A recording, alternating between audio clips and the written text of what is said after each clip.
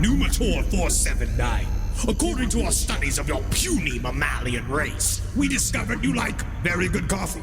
And while it is our evolutionary purpose to cause you psychic torment, we want you awake and vivacious to give it. So try our new blend from Spring Hill Jack Coffee, Reptilian in the morning. Our proprietary blend of lightly roasted cacao husks will have you immediately energized upon emerging from the pain cloaca with all your slippery new eggs. Thanks, honey. Hot, I'm cold-blooded. Thanks to Spring Hill Jack and last podcast on the left, I'm ready to get out there and eat some babies. Get out of the way, Hillary Clinton. There's no place to escape to. This is the last podcast. On the left. Side stories? That's when the cannibalism started.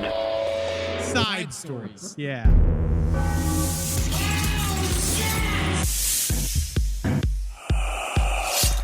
You got it. Anything you want. You got it. You got it. Anything you need. You got it. You got it. Anything at all. You got it, friend. Baby. You got it. So the prodigal son has returned. Marcus Parks has deigned to come into the Side Stories studio, which is what it is when it is not currently the last podcast on the left studio. I requested He did. to come on this show. He did. I requested this week. He did. And he was like, where am I? What do I do? Right? But he was good because he's having difficulty with his dogs are fine, by the way. I want to bring this up. He did go to the vet. We know Julie, his wife, had to jump on Instagram after he talked about Rambo eating the entire taxidermy crocodile head. And he was shitting out teeth, and everyone was getting upset because they were like, oh, you didn't call a vet. But Julie's his wife's father's a vet. They called him. He said, as long as shit's coming out the front and the back of a dog, you're fine. Yep. Isn't that weird?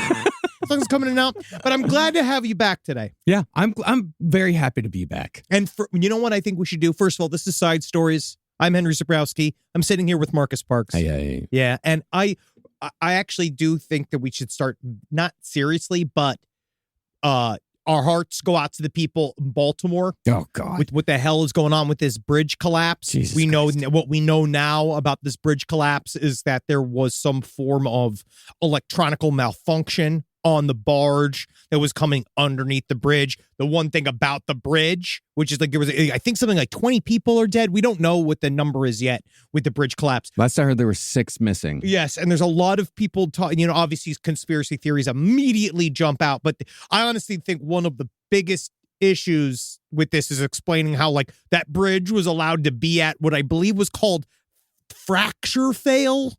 Like there's like this term that they use where essentially one loud fart would take down this very, very crucial bridge. Yeah, and then this, very busy, very, very busy bridge. and then it all came down. So this barge was coming through from Singapore. There was electronical malfunction on the barge. It crashed into one of the pylons that support the bridge. They call it a partial collapse, which I think is spin like crazy. It was I woke up this morning and I walked out. Carolina was already awake and had the news on. I'm bleary-eyed, and the very first thing I see when I wake up, I turn to look at the TV and I see a bridge collapse. Yeah, well, oh, cool. Oh, Fucking awful. Is this new mushroom coffee? Like, ooh, yum, fun. Oh. No, it's one of my biggest fears is I hate driving over bridges. We all do. Yeah, and this thing just collapses. It really just collapsed. We're watching the video right now. We love Baltimore so much. We do. It's one of our favorite, it's one of our favorite cities in America. The entire bridge went down. This is not a partial collapse. No. I'm watching the entire bridge collapse into the river. This is not a partial collapse.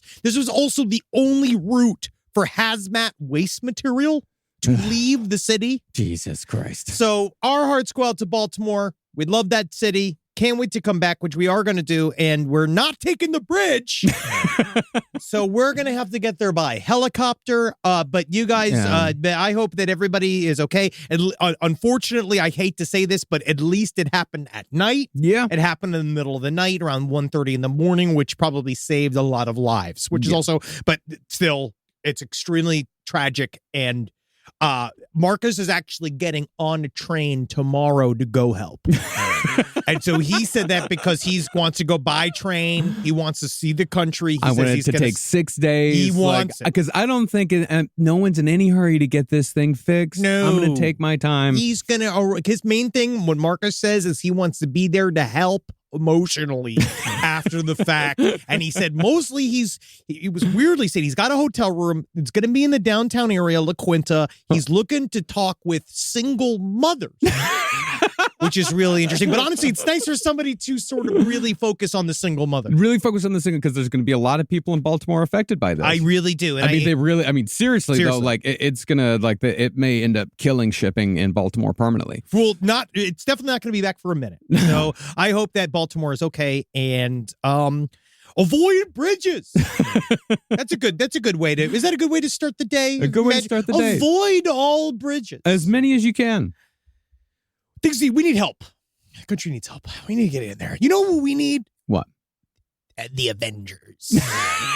But I'm not talking about the actual superheroes. Robert Downey Jr., Chris Hemsworth, the other guy, Scarlett Mark Ruffalo. Johansson. Not him. I actually think that he's too big of a head after Poor Things. I think he's a great actor. Yeah. I think he's a great actor, but I don't know. He's not my go-to guy. I actually think that Robert Downey Jr. would be very helpful because he's the most not a Scientologist, but could be a Scientologist guy in terms of energy and effervescence. He's a chameleon. He can kind of get in anywhere. Be anything. Yeah. And it's like it's the way he changed, because remember he was like sleeping in people's homes? Yeah. Before Iron Man. Yeah. Yeah. Couch surfing. Yeah, it was awesome. Yeah. But he would break into people's houses and shit. Yeah. I miss old Robert Downey Jr. He used to break into people's houses? Well, I didn't know about this. It was when he was like really off the rails with drugs, when he was fun. Back when he was like a fun guy. Yeah. All right. So you came in here today. Do we want to start with why you're here today? I mean, I texted you at 9 a.m. on Sunday morning. You did. And I woke up. I was like, oh, God, what has happened? Is this bad news? Yeah. But it wasn't. It wasn't bad news at all. It was a story that Carolina told me about. This story is incredible. It's terrifying. It's strange. It comes out of New Mexico.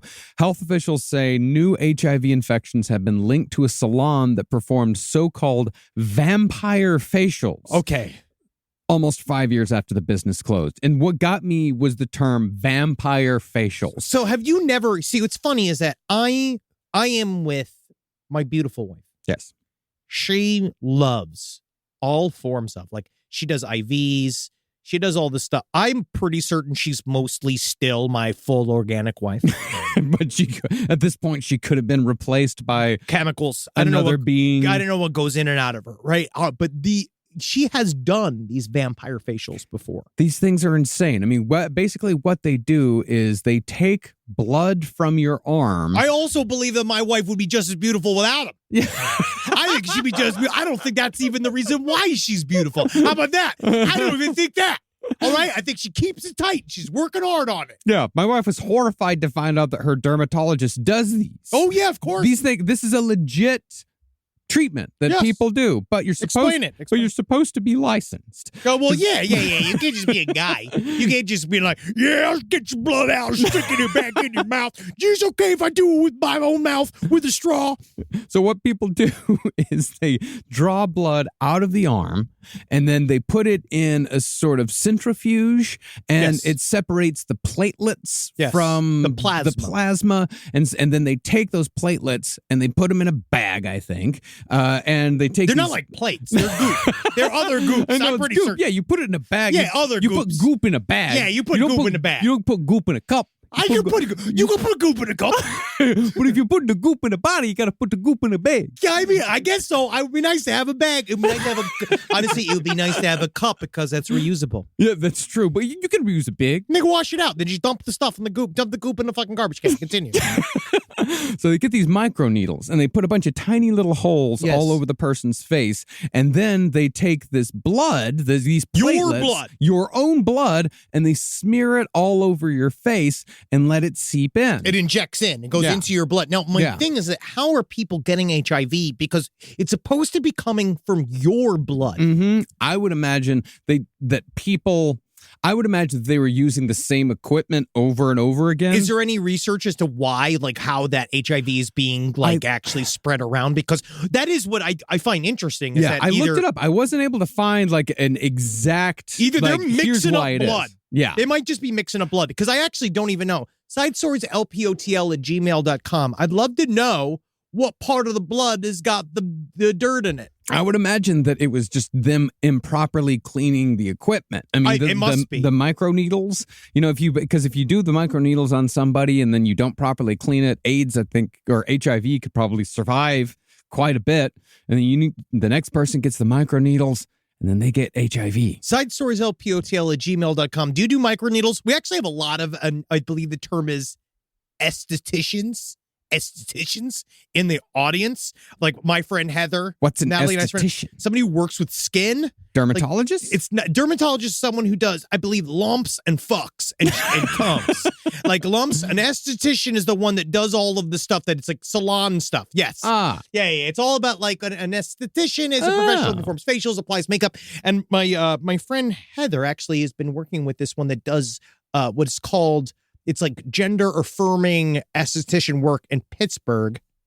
And but they talk about this style of like, I would love to know how this could possibly happen, because I wonder if, number one, do the machines even work if they're gunked up because the needles are so small? I don't know. Like how much material, like literally blood, is needed in order to transfer HIV? Like how virulent does it have to be? Also, does it come from I also don't understand how this procedure would work without it being your blood. I mean, at the end of the day, you're still getting can it just blood be any smeared, blood? You're getting blood smeared all over your face. So, who knows if it works or not. I mean, it doesn't necessarily have to work. Looks great. Yeah, but as far as this place goes, I don't think this place does not really seem like they're on the level. It's called VIP Spa. That's it. It's just called VIP Spa. Hey, very important people.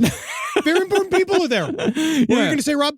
Oh, that is what it is. Oh, improperly disposed of in multiple trash cans. That's and where it stuffed is in from. drawers in the client treatment. And so, there's just going to be a lot of cross-contamination in there. It's just cross-contamination. They're not properly disposing of their biohazards. I never want to see the sentence ever again when it comes to a doctor's office. Unlabeled syringes, quote-unquote, loaded with unknown biologics were stored next to coffee creamer and cheese slices in a snack refrigerator. That's not good. Unlabeled vials of human blood next to the mayonnaise doesn't seem to be the best way you want to do this. It's not a doctor's office. It's just a fucking spa. It is just a spa. It's like a place you go. It's like a place you go for a facial and a massage.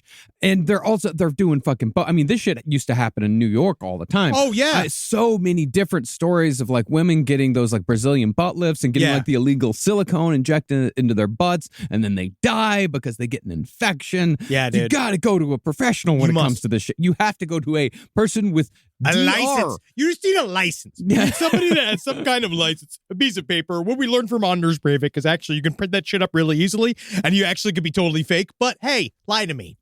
At least, like, give me some pomp and circumstance like this might actually be a doctor's office. Check this shit out. Just check your people out. But I know many people that are in this service, like that do esthetician work, and so it is a highly skilled job. Like you have to be skilled to do it, and you can fuck people up real easily. Like this, you can give people HIV. You can give people HIV, which is that's why it's like. But I'm not going to say against it because I feel like a lot of people love this new. It's a journey. People changing. I think that's what we are definitely going to see in the future in terms of how humanity is going to change. I think trans metropolitan is probably still one of the most accurate views of like how humanity will progress through the future and the way we identify ourselves and what we do. So I love when people fuck with the way they look. Sure. I'm hoping we get llama people. Like I want llama people. I want cheetah people. I think that's fun as fuck. Oh yeah. Spend a day as a dolphin. I dream about that fucking panel. Yeah. I want you, because I love that. Because I think that's kind of where we're kind of expand our minds. I don't know. Again, I don't know if it's going to help the job market, but that's not what it's really about. It's about you. I love the personal exploration, people trying to do stuff like this. This is just stuff I just don't understand. I want to know where the first vampire facial came from. Yeah. Who's the first guy that was like, what if we made harvest their blood, and maybe it will make you beautiful, or you will become a demon incarnate. I don't know who does it. Oh, Dr. Barbara Sturm did it. Oh, wow. Well, I mean, just do the same thing that you did. Just do it with a German accent. You'll be fine. The blood helps stimulate collagen production, which can reduce fine wrinkles, scarring, acne scarring, and brown spots. Yeah, if you put it in German, the blood helps stimulate the collagen production, which can reduce fine wrinkles, scarring, acne scarring, and brown spots. We have found a final solution for your own skin. No, this is a very, it is interesting. That's interesting. I don't know why. Yeah, I don't know how we got here. It's because I for some reason got fascinated with this shit at 9 a.m. on a Sunday. Not you. I'm talking about the fucking vampire facials. But hey, whatever makes everybody happy. Yeah, whatever you got to hey, do. I'm down for it. Whoever wants to do it. Women love pain. And maybe not just women do this, but people who like beauty like to hurt. You have to. I guess. It all hurts. Look at me. It all hurts always. I do nothing that hurts, and I'm incredible. Look at me. I'm aging like a pecorino. My God, man. I went to a store a couple of days ago to get some new t-shirts. I went to a thrift or a vintage store to get some t-shirts. Okay. Well, yeah. I'm wearing one right now. It's very nice. I like this shirt. Cool Yeah. It's good. Right. Screaming. But I went into the dressing room. I took some shirts in there with me, and one of them was a little youthful, let's say. I was like, I could maybe pull this off. I just showed you in the makeover episode, you can be youthful. I don't know, man. Because that's the thing. I put this shirt on, and it was like kind of like a low cut, and it had like a bunch of skulls on it. Okay. And it was like super cool. I was like, man, this is like something I totally fucking wear like in my 20s. Like, let me check this out. Yeah. And I put it on, and I looked in the mirror, and for the first time ever, I saw a 40-year-old man. Like I looked and I don't see it though, Marcus. I see a young, fresh, I see the boy I met. You see the boy when I look at you, I just see old Marcus. Yeah, I don't see this. That's really nice of you to say. It really is. I don't But see the dressing room mirror said something very different. That dressing room mirror's a liar. All right, it has no idea what's going on. Context. What about context? If I was 25, I would have bought like my favorite shirt ever on Saturday, and I would have wore that and I would have wore it for 5 years. You want to know? But now it's too.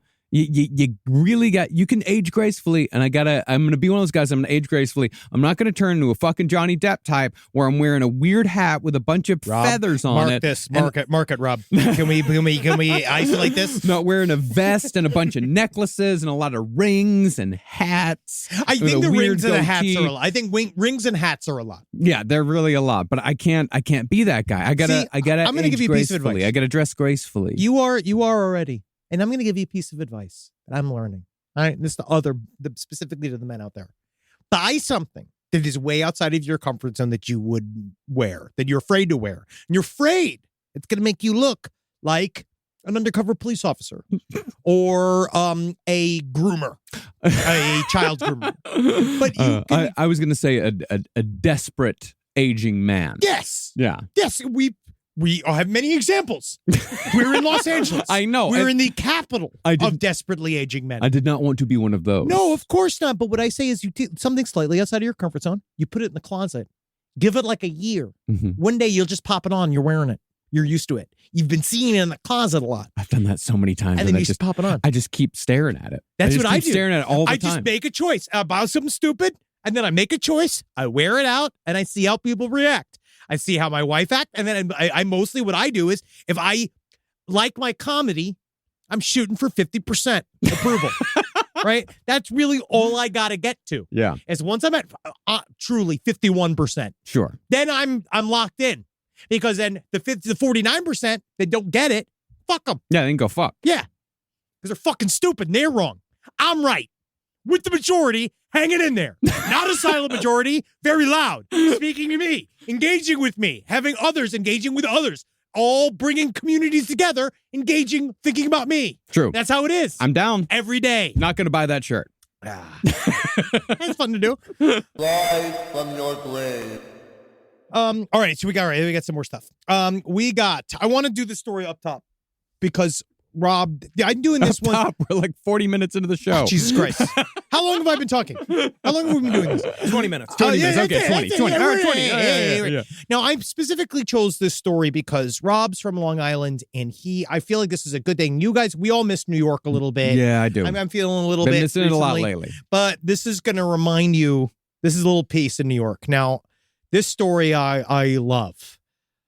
Woman once charged with selling sex as a hot dog vendor arrested on stalking charges. Now, this lovely lady, Catherine Scalia, 57. I'm being sarcastic. But this lady is really fun. This is before she was bad. So I just sent you a link. Now, I sent you a link, Rob. We're going to play this real quick because I just want the audience to hear what we're dealing with here and who this woman is. Catherine Scalia, she was called the hot dog hooker after she attempted to offer lap dances in her front yard on Long Island. This is from 2014, right? This is the first thing that starts, right? Yeah. And so Hot Dog Hooker is a very 2014 headline. Love Yeah. Hot Dog Hooker. From 2016, Fox 5, she got rearrested again for offering lap dances from her futon in her front yard in Long Island. Now, this is a clip from the Fox 5 interview with Catherine Scalia. So you can just understand who this woman is and what her life goals are.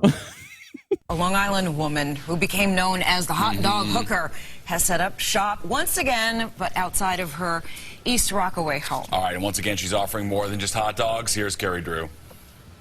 Get a wiggle with your wiener. Showing You her may breasts. remember the name Catherine Scalia. We first told you about her nearly 4 years ago when she became known in the press as the so-called hot dog hooker. Scalia sold hot dogs out of a trailer dressed only in a bikini and was busted for offering sex to an undercover cop. I solicited an undercover officer. I didn't know that was going to happen. I told this guy to come to my house. I'm going to do a strip. We're going to have fun, and you're going to go home, and that's going to be the end. I didn't know I was going to be in cuffs all over the news again. At the time, she was sentenced to 7 days behind bars. When I gave the undercover cop the lap dance, I had pants on.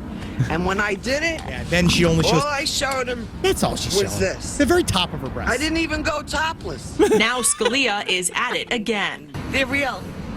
These aren't silicone. In her front yard. Here she is flopping around. posing It's outside her 36 East degrees Rockaway outside. home, offering lap dances to those who drive by. She is as she says what sounds. she's doing is legal. To the younger generation out there, do your lap dances. It's safe and it's legal. But those who live nearby have had enough. All right, cut There are it. dozens Yeah, a lot of people. people are upset. Well, this time people were mad because she was openly soliciting lap dances on her front yard, which again I think is fun. Yeah. The strange thing to me, though, is that she's on her swinging chair offering the lap dances, but the swinging chair is facing the house, not the street. The pillow she wrote lap dances here was perpendicular to the street, however.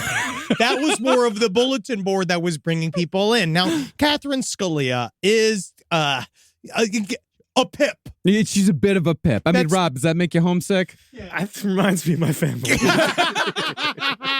But so Rob, a good old-fashioned Long Island oh boy. that's a nice lady. That's a nice lady. I think she's one of my aunts. She might be. Now, this is in East Rockaway. So now this was people, she's a New York favorite. People love this person, but she has overstayed her welcome. So she is accused of repeatedly harassing a 51-year-old male employee at the Main Street Business Center. Oh. And at his home. Main Street Business Center? What the fuck is that? It is probably, have you ever been to a good old-fashioned upper New England area strip mall cyber cafe?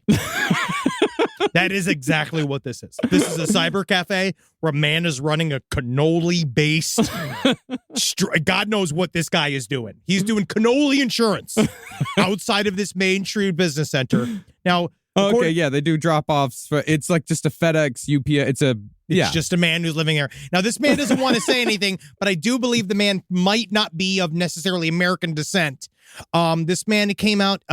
He came into this woman's come into the store and has now exposed her breasts multiple times to him, and then also made many anti-Semitic remarks to him about the business in general. Now, the one thing about the job is the man says, I have told her multiple times to stop coming to my home and my job because it is stressing me out and it is not good for my mental health. The victim said, I am afraid that her showing up to my job and acting the way she behaves will get me in trouble with my boss, and I fear I could lose my job. So, because she keeps showing up, saying stuff about, like, essentially, the man that she's stalking is not Jewish, but the people who run the business are.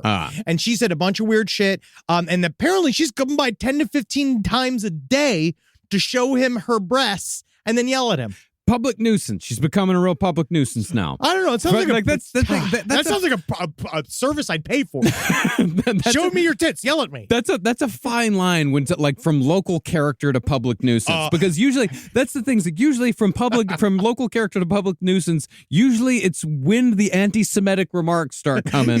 That's when it goes in. Okay, public nuisance. All right, public. All right, now we got. It is not a fine line, friend. She started. There's plenty of local characters that aren't anti-Semitic. She started public, right? Like, that's the thing, is that her stuff, I'm like, wow, she's got some good old-fashioned Long Island boobies as well. I love her. I don't mind, except for now that she's bad, I don't like her. I liked her then. I liked her when she was just I liked it when she was just a hot dog hooker. Yeah, now I don't like her anymore. Same thing with David Icke. But it was like, this woman came, she is a flirt. And if you could see this picture of her with the hot dogs, with her bosoms right behind the hot dogs, again, I'm understanding the vibe. She is slinging, but her sons were also arrested. So now she's being arrested. She was well on her way becoming a public nuisance. I actually think that she was always trying to be a public nuisance, was actually too charming before to be one. She wanted to be one. Yeah, you think so? You think people set out to become public nuisances? Yes. Interesting. Yes. I feel like people think that they are the real thing and everyone else is the problem. Basically. Yeah. But that's what's called a public nuisance. Yes. And I was recently watching video, because, I like my body cam footage, and was watching of a woman be arrested for streaking at a baseball game. Right. And it's hard because that woman, you see this, also in Reddit, they have the subreddit, I'm the main character, I'm the main character. You see these people that are like, they woke up today deciding, I'm going to be on the news for a bad thing. I got to be on the news today. Yeah. And so this woman who was streaking, she's just she's like God's gift to men. They were also, and Major she was league like game, minor league game, okay. And she was like talking to the baseball, the police officers, offering them to suck their dicks and stuff. And the thing about police officers is that despite some of the documentaries I've seen, not a lot of it results in foursome sex. There's some documentaries I've seen where it doesn't go that way, but in the other ones I'm watching, it seems to be very professional. And you'd think that like streaking would lead to the sex, but usually in the documentaries, because in a lot of the documentaries, the streaking definitely does. Well, usually in the documentaries that I see, it's for something like I don't know, shoplifting. There's shoplifting, and then there is the one where they speeding. Yes, and then where is it? What's another good one? The one that they were all at January 6th. And then they all got railed. There has to be January 6th porn. Yeah. At this point, there has to be, right? There has to be. Yeah. Well, that's the thing. There's not a lot of Congress-themed porn. Do you remember with Lisa Ann? Yeah. With Sarah that Palin? was Nail and Palin. Yeah. Okay, but porn star. But that was gubernatorial porn. Stephen Miles, who goes by Sergeant Miles in gay porn, he was arrested at January 6th. He's got quite a wiener on him. Does he? You can see a bulge in there. He's doing that on purpose.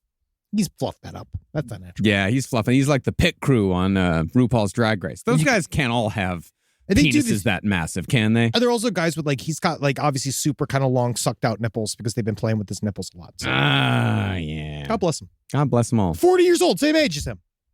What do you think? Me and Sergeant Miles. Is it that much different? Far better shape than you are. He's in gay pornography. Similar body hair. I'll say that. You have very similar body hair. See, I now also watching Drag Race a lot. There's not a lot of bear representation. Every once in a while, a bunch of bears, but then they make a bunch of barking noises at them. When the bears show up? Yeah. Or when the scruff boys Are you talking about the pit crew? Yeah. No, there's not too many bears at all in the pit crew. They're hairless. Yeah. They're quite smooth. They're being very ignorant. Because I think hair makes a body interesting on a man. And a woman, I guess. Mm-hmm. Many ways. And my body is quite interesting because it's hairless. Well, your bottom half isn't. No, it isn't. But that's what makes it interesting. The saturness. It's very interesting. Just explore him. He's like a book. Now, this next story is another one that I got sent a lot. This is one I don't particularly understand. but it's more like this is one of those sounds like a Last Podcast on the Left story, but it's really not. But it's interesting to explain. Okay. It's the guy that had he has this rare disorder that he causes to see people's faces as demonic. Yeah. He can't see it he only sees it in real life. People have an extended long, weird mouths, furrowed brows, fairly racist eyes. And that he sees people as demonic. I guess he apparently had some kind of bacterial infection. He also had a head injury when he was trying to pull on the stuck door of his pickup. He fell back and hit his head on the concrete. So there was a lesion on his brain. By the way, they could tell how he sees people as different as a bunch of demons is that he looks at pictures of humans on a computer screen or printed out, and he doesn't see the demon faces. But then when he looks at people in life, he then describes what he sees to the doctors, and then they drew it. Well, he says that it really only works for him because it's different for everybody who has this disorder. It really only works if the faces are moving. If the faces are static, he doesn't really see anything. But if they're moving, then yeah. I mean, the way they look, it was described by our editor Ian as Oblivion characters. Yes. Yeah, like characters from the video game Oblivion. With a come to daddy, come to daddy. They look like Aphex Twin people. Yeah. Or it looks like if, you're fucking around with like the smudge function with, on Photoshop, it looks a lot like that too. It's kind of cool in a way, but it's unsettling. Let me see if I can pronounce this. It's called prosopometaphorphasia. Let me see if I can do it. Prosopometamorphia. Prosopometamorphose. Morphopsia. Morphopsia. It's the more. Prosopometamorphopsia. PMO. PMO. They put PMO right next to it. PMO or PMO. One more time. Prosopometamorphopsia. I think I got it. Extremely rare. And thank God it's extremely rare. Extremely rare. Because it's the last time we're going to say it. Yeah. It's a neurological disorder of perception. It causes faces to appear distorted in shape, size, texture, or color. So I would say this to all of our listeners. I think it's important. We have a lot of guys that have experimented in hallucinogens. I have, we've a lot of people that have had extended visual hallucinations due to bad medication or like just straight up being cuckoo bananas for a while. It happens to all of us. Sure. But my main thing is take a picture. Take a picture and then see. If you think you're seeing something, take a picture of it and look on the camera and see if you see it on the camera. Do you tell the person that you're looking at what you're doing? No. No. That is my other big caveat. So you do not tell them. So you first have to come up with an excuse for taking their picture. Oh my God, I want to remember where we had this lunch. Take a picture. That's a free one. And then you take a picture and then you can then look and see if they are transforming. Just allow yourself the grace to say, maybe it not demon, maybe it Kelly, maybe it my friend Julie, maybe it not demon. I jump to conclusion it demon because I see long scary smile face. I assume demon face, demon eyes, but then I look upon the picture, it is not demon. And then you're fine. Yeah. And then you can get back to your lunch. Well, you better. Or that, but then I do understand then you'd be pretty distracted. Yeah. Because now you're sitting at lunch, trying to eat your salad. Every once in a while you look up and you see, come to daddy, come to daddy. I don't think it's going to be good for you. Because this guy too, Victor Schauer, who this is happening to, this is also, I feel for him. Because what he said. For a second there, you stayed in demon voice. You go, who this happening to? Who this happening to? This man who he is not a demon. He is not a demon. He is a man. He innocent victim. All right? Now, according to their ears, noses, and mouths are straight back. But this is what he said. My first thought was I woke up in a demon world. God. You can't imagine how scary it was. Yeah, I can. Because I wake up all too obvious knowing for a fact that we do live in a demon world. But I don't have the excuse of propomorphomorphous and umbesnikas. I don't have that excuse. Yeah. All right? All I have is the fact that the truth has peeled back my eyeballs permanently. Yeah. I can't even go outside anymore. I'm with you, bro. I'm living in a devil town. Yeah. I didn't know it was a devil town.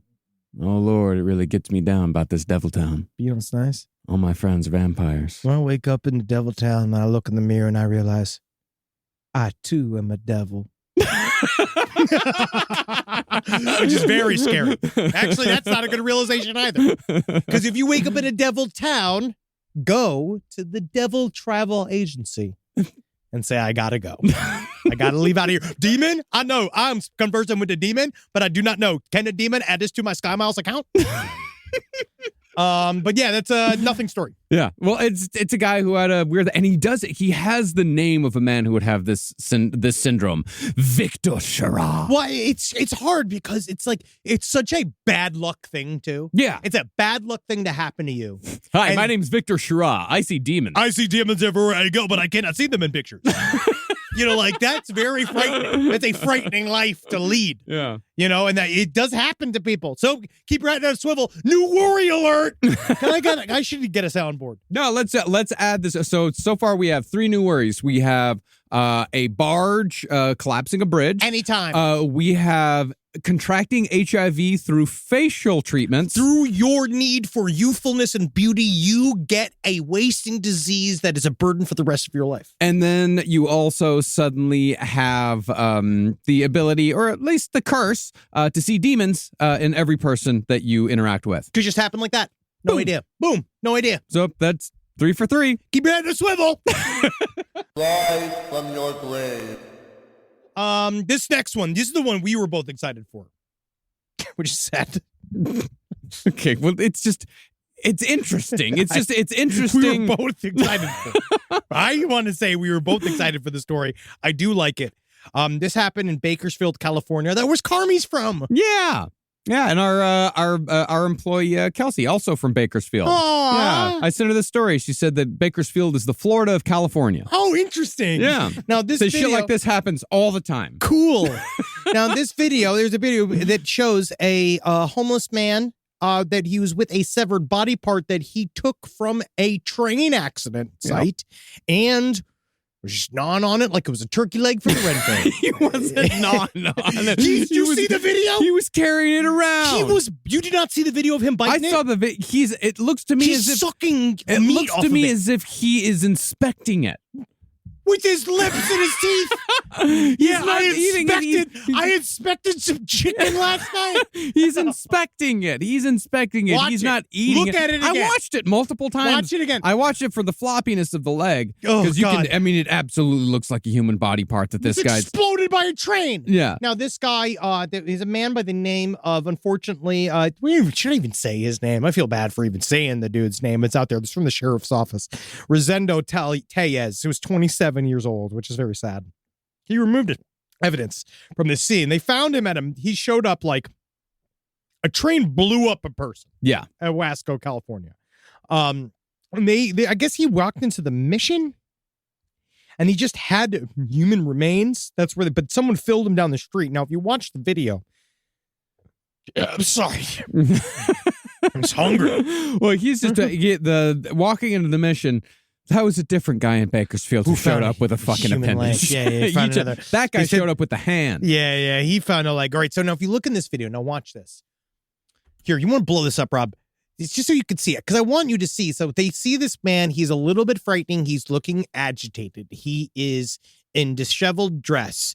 He has, again, what looks like a big sloppy burrito in one hand, but for some reason it's blurred out. Right, like we can't really see the extent of it. It's kind of got stuff hanging off, like strings hanging off it in a way. And then he does, he is eating on it. That in that video right there, he is literally chewing on it. He's inspecting it, because if he was chewing on it, that would be in the story. That would be in the story. They say that you're watching him commit cannibalism. It's like it looks like he's like the owl from the commercial. 1, a 2, a 3. It's like, no, it is not. I mean, I do see him when the cops show up, I do see him like walking away with it as if like, you're not taking this thing away from me. Well, this is my fucking leg. That's the way I found this finders keepers. It's mine. Yeah. Now I got an extra foot. Yeah, you like this? Just in case the other foot goes bad. You know what happens sometimes when your foot turns into a demon? I got TMO, Tomofo Morpheus. Yeah, I see feet sometimes. They turn into demons. This is the second time this year, and it's March. It's March. This year it's is March. It's March. This is the second time that a body part has been removed from a crash scene. The executive director of a local mission in Bakersfield said that somebody brought a hand to the shelter 3 weeks ago, just days after a train hit a pedestrian in East Bakersfield. However, all body parts were accounted for in that train accident. Where do you find that hand? No one knows where the hand came from. I feel like the story that we're not talking about in this is this train intersection and what in the living fuck is happening. A lot of trains go through Bakersfield. Yeah, a lot of trains go through a lot of places. This is the most stories I've seen in one go. In terms of like a 3-month stretch, multiple people. Side stories, lpotl@gmail.com. I'd love to know how many people are hit by trains each year. I think train accidents are more common than we may think. And they may also be suicides. Yeah. Yeah, you're right. Well, according to, pedestrian railroad accidents are the leading cause of death on railways. Yeah, I don't think it's murder mystery. More than 7,200 pedestrians have been killed by trains since 1997. Wow, in 2022, 954 people died after being hit by trains, an 11% increase over from the year before. But I feel that if you're one intersection, right now, that means 3 people in the last 3 months, that's 1 per month, have been hit at this train. You are assuming that hand came from a train accident. Where else is it going to come from? Is it going to fall from the sky? Like, it's at the place where there's been other... I'm just saying there's a lot of bodies in Bakersfield. According to results, right? If you think about the idea of causation, I mean, obviously, normally in logic, causation is technically, I believe it's a fallacy. The idea that it's always like you can't always look at the previous and expend. It's Hume. Causation is not correlation. Necessarily, right? But at the same time... Or is it correlation isn't causation? I don't care. But I do find interesting is the fact that if you, in my mind, if there's been multiple people that have exploded at this train intersection, it would, in my mind, would say that is from a previous human exploding on a train track. Well, you are assuming that it's the same intersection, and it's not. I mean, that's the mission that serves that area. It's 2 different areas in which it's train not hit. The same intersection? It's not the same intersection, no. What are you saying? I'm saying it's the same city. It's the same city. Bakersfield's very large.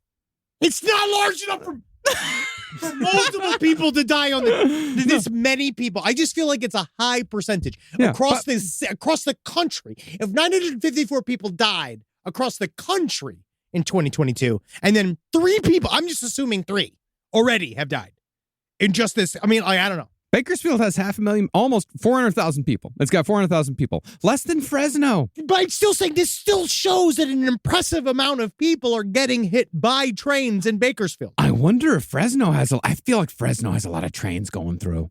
66 people died in accidents at highway railroad grade crossings in Bakersfield. Huh. Wow. And that's out of 66 out of 250.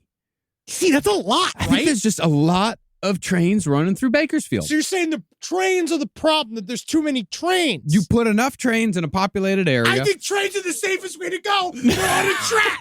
They're the track. You know where the train is going. It's super easy more to you know avoid. where the train's coming from. It's super easy to avoid a train. Then they pulled up. It goes chugga chugga chugga chugga chugga chugga chugga really for loud. miles. Yeah.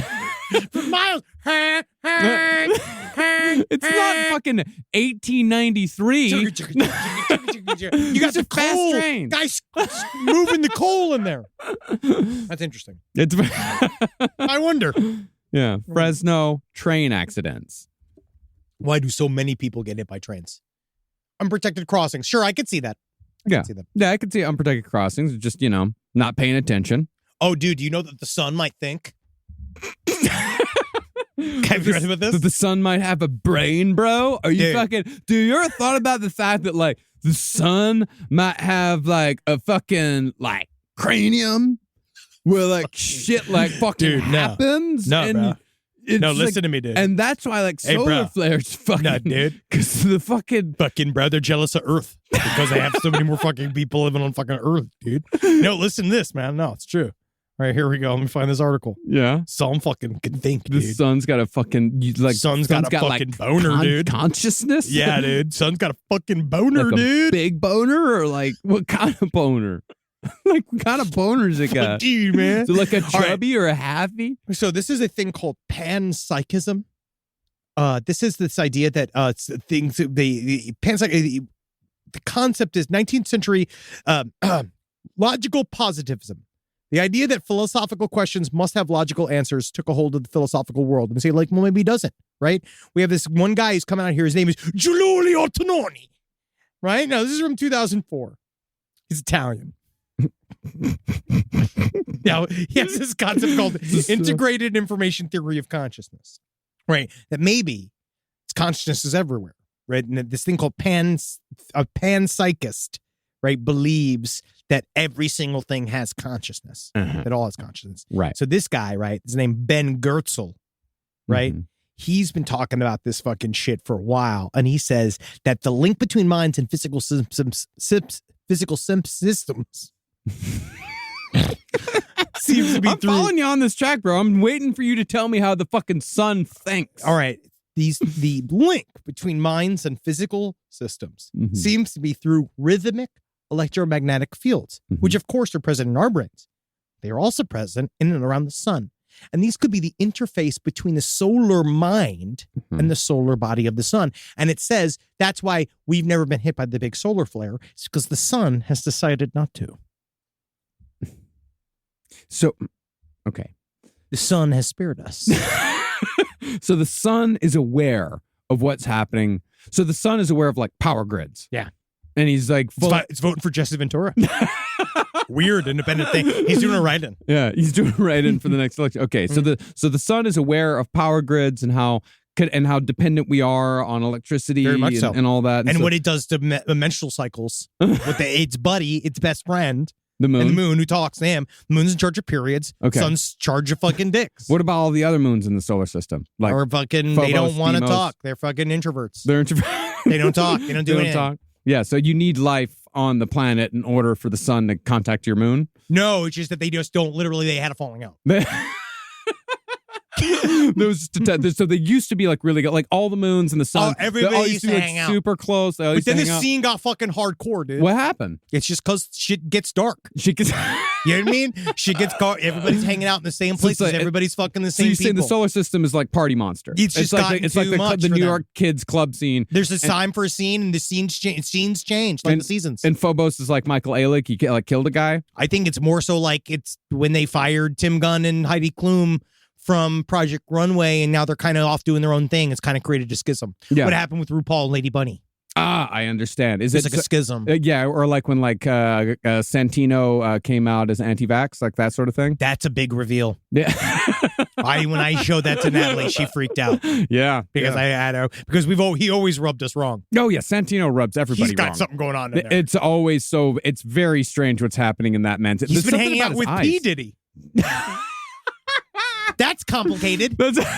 Isn't that a complicated story? The P. Diddy story. Talk about that's to me. It's like when I see the Diddy human trafficking things, Yeah. kind of more so understanding just how That's much of a fucking incredible. All the stories That about. was the second thing that I saw on the news this morning. But then she's like, that story, that's all fucked up. They're going through thing. Diddy's just hiding outside the Miami airport, hiding behind a bush. Calling a bunch of people. That's not good. He's doing something. God knows what he's doing means Cat Williams, right? What else is Cat Williams correct about? So Cat Williams has been talking about P. Diddy for a years. long time. Everybody has been. And then I guess they've all just been on the same thing. And then what if? I'd like to find out if the sun was on Epstein's plane. Because I want to see how far this goes. Because if the sun can think, can the sun molest? Depends. Can the sun molest? Side stories, lpotail@gmail.com. Can the sun molest? If this is the time to come forward, if you are indeed a victim of the sun, which is the center of I want a cold space for you here. Please. Yeah. Let us know. But yeah, no, I think that they're all hanging out. I don't think Diddy. I think Diddy did bad things. Yeah. And then there's the shooting in Moscow. Big news. It's incredible. I mean, incredibly huge. We're not going to embrace. We're not going to talk about it. No, because I don't know how to do it in a way. I mean, that won't make everybody upset. Yeah, it's a very upsetting. It's an extraordinarily upsetting story. Yeah, it's like the Bataclan shooting all over again. Yeah, it's not good. Nothing's good. But you know what is good? We're going back on tour. This is a good time for a plug, I think. This is a really good time. JK Ultra. See you in North America. That's right. All right. Where are we at? It's time for mail. It's time for some listener fucking emails. Yeah. Come on. Yeah. Yeah. Yeah. Yeah. I think Lil Wayne's fine. Yeah. Right? He didn't do anything. I don't think so. I think no, he's no. Yeah, there's stuff. Is there There's stuff? stuff on him? God. Okay. Who can we like? Willie Nelson. Yeah. This is tax evasion. And that's as American as the flag, man. Yeah. I would say, well, no, Snoop Dogg killed a guy. Snoop Dogg did kill Dr. Dre threw. You know who we can like? Eminem? I'm not sure. Ooh, man. Yeah, fine. yeah. He's fine. I like him. Okay. I said that, I like him. But again, who do you like though? It's more so who do you like? I think that we can like no. Wow. Dead air. Full on dead air. Trying to figure out a single unproblematic person that we can name off the top of our heads. I would imagine that most of A Tribe Called Quest is pretty great. You know who's great? Who we can all agree on that's wonderful? Andre 3000. Yes, we can. Andre 3000. Yes, he is a curious man. He serves art wholly. He is a beatific presence on stage. Andre and his 3000. generosity as both an intellectual and as a heart-forward artist is unparalleled. Exactly. As Chuck Klosterman said, Hey Ya was the last thing that all of America agreed on. Love him. All We right. haven't agreed on anything since then. So maybe if Andre 3000, I mean, Come back to hip-hop. We love the flute, but come back to hip-hop. I mean, Help us. we love the flute, but he needs to find himself before he finds us. I won't saddle my needs on him. God, no. No, let the man do it because that album is incredible. All right, here we go. So first of all, while Marcus is here, I think this is really appropriate because this is the nail in the fucking coffin. Yeah. To this conversation about birds versus Godzilla. And this is the last time I'm bringing it up because this is literally the last word, and it is what our fucking listeners are the best. Yeah. Now, I love this letter. Yeah, this is from listener Jess. Thank you so much for this. This is absolutely the last word. Like, this is the experts. This is it. The experts have weighed in. Have spoken. And it's done after this. Now, I'm reporting in from GaryCon, the convention that honors the life and work of Gary Gygax, co-creator of the original Dungeons & Dragons game. In attendance is Mike Merles, lead designer of the current and previous edition of D&D. He's got his own Wikipedia page. It's great. I asked him to weigh in on the Godzilla versus birds from the birds as we had just been hotly debating it the night prior over drinks. He has given permission for me to report his official ruling on this incredibly important topic. While the stats given to Godzilla are not official and were fan-created homebrew, Mr. Merles is of the considered opinion that by the rules of D&D 5 5th edition, several thousand birds, such as ravens, could indeed defeat Godzilla, or at least do enough damage to drive him away. The reasoning, confirmed. A bird would have to roll a natural 20 attack in order to hit Godzilla due to his high armor class. Approximately 1 in every 20 attacks would roll the required 20, critically hit, and do additional damage. Thus, 2,000 birds would land about 100 critical hits, and so on. That's in a probability perfect world, though. Right? The birds are small and nimble, often able to avoid large, clumsy, telegraphed attacks from the kaiju.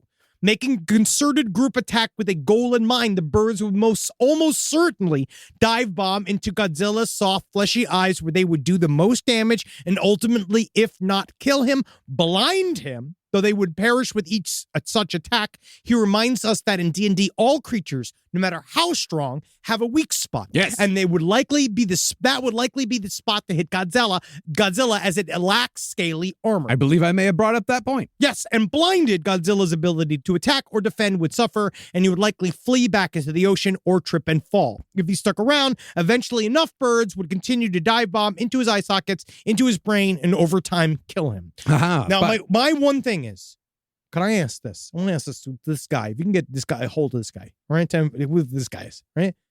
What happens? Why do the birds get to choose? On what level are the birds conscious in their actions? What is natural? Are we allowed to play the birds? Birds as NPCs? Would they naturally know to attack Godzilla at its scaly eyes? Does it exist as such? Would these birds being, and then again, if it doesn't roll the critical amount of critical hits, will the birds then be destroyed? You just said that this is the final ruling, and now you're asking a lot more questions. A lot more questions.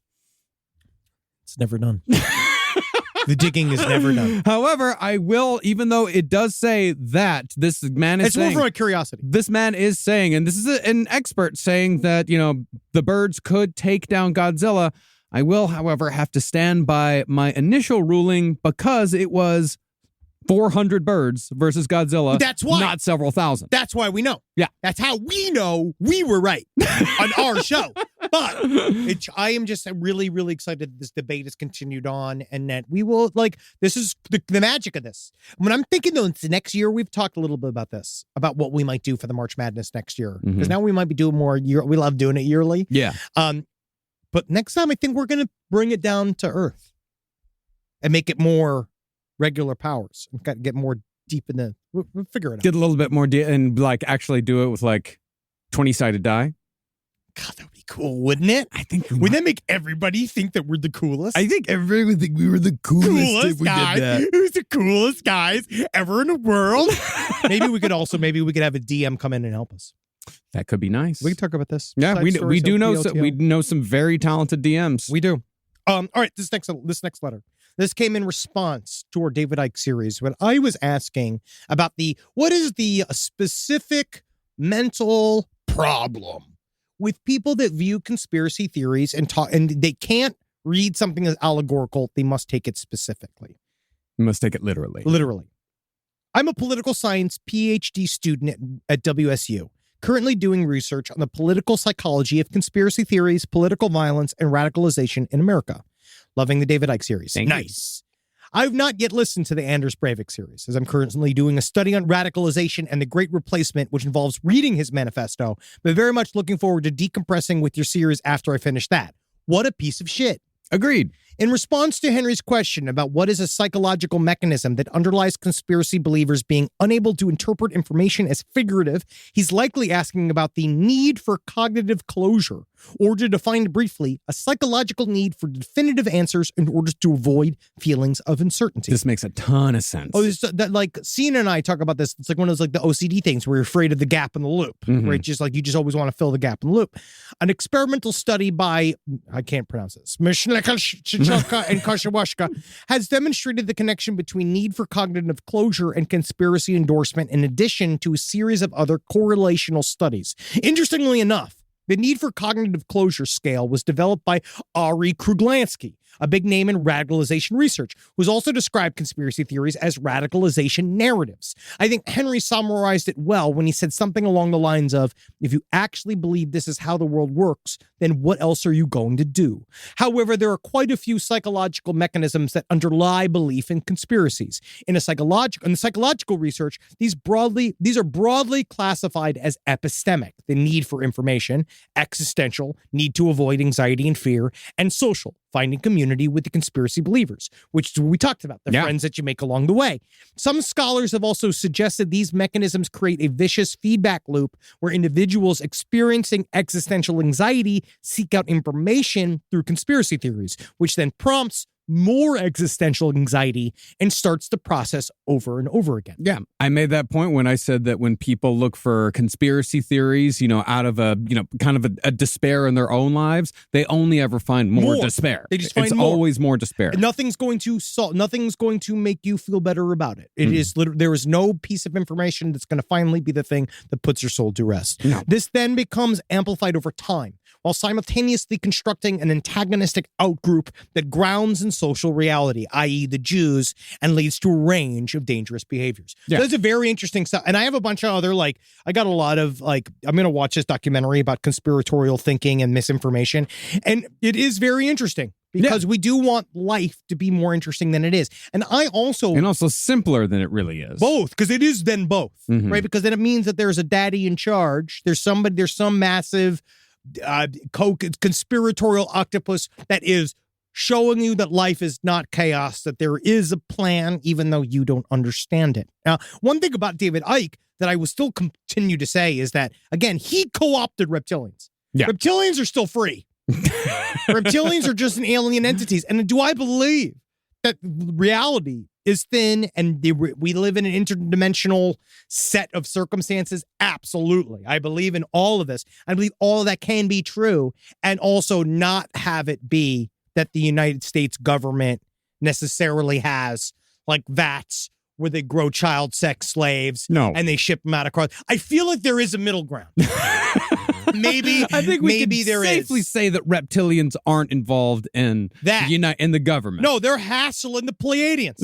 And they're playing a much larger game. It's a bigger game. They're hassling the Pleiadians. They're living underground. They are just, again, what we talked about last time, if they're anything, they are Mormon. If you watch anything about this fucking Ruby Frankie, Jody Hildebrand stuff, they're fucking Mormon. I haven't read that. I haven't checked this thing out yet. Visions of Glory is a book that we'll end up covering on a series because it is we will have to do a series.